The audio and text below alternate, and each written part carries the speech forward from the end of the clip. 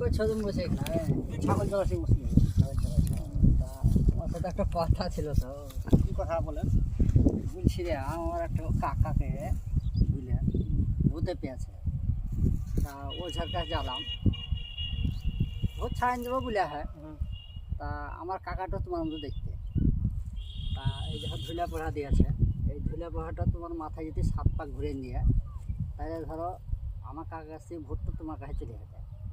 না ধুলা পড়াটা হলে না তুমি সহ্য হয় আমার কাছ থেকে। না তা সহ্য না পড়াবো বের নেবো সহ্য না এখান থেকে।